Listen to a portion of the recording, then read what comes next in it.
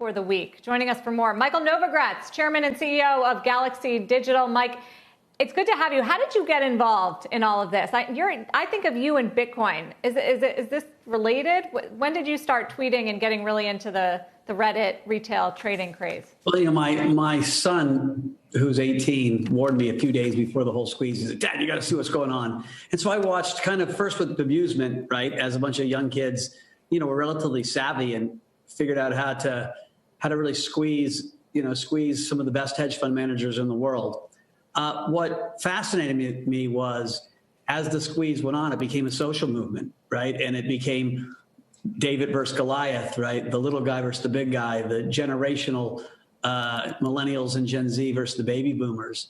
And then it got really nihilistic. I don't care if we lose money, we're going to burn down Wall Street. And, when Robinhood had its issues with not enough regulatory capital because it was growing so fast, it got ugly. There were death threats. There was just an anger that I don't see in markets often, right? It was an anger that was reminiscent to the anger at the Capitol 3 weeks earlier, where they were tearing down, our sacred institution. And so I found the whole thing fascinating. I found it frustrating as well, in that there were senior people, right, guys that should know better, that were egging on this horde. And it wasn't the social side, but I was like, GameStop was trading $20, $30 billion a day. And so guys that got in early, great, but you were bringing in all kinds of new participants at levels that were guaranteed losers.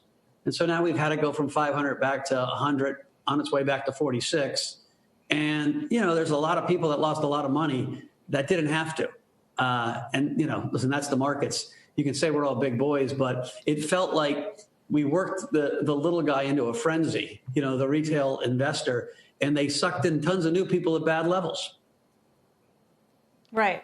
So did you have a position at any point in all of this? Because I was wondering, because you did put out that tweet in the middle of it, comparing it to Black Lives Matter and comparing it to the Capitol insurrection. So just for full transparency, were you just an observer, or do you have positions?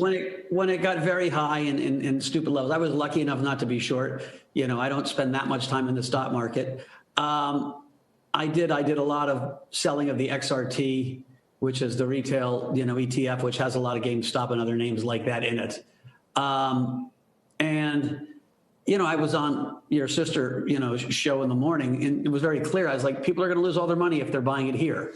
And that wasn't to say people that shorted it weren't smart. They were great. But guys getting into it 2 or 3 days later, those shorts never work. Stocks without a purpose, right? Meme stocks, don't work because the people that are in them decide they're going to sell them to take profit so they can go buy a car or a new suit, or depending on how much they had. And the guys that bought them, as soon as they start going down, are like, oh, what did I just do?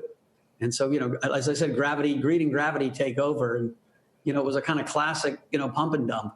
And we see it in the crypto markets often, right? You saw it with a crypto called Dogecoin, which was literally set up as a joke and got up to an $8 billion market cap. Shepard Smith here. Thanks for watching CNBC on YouTube.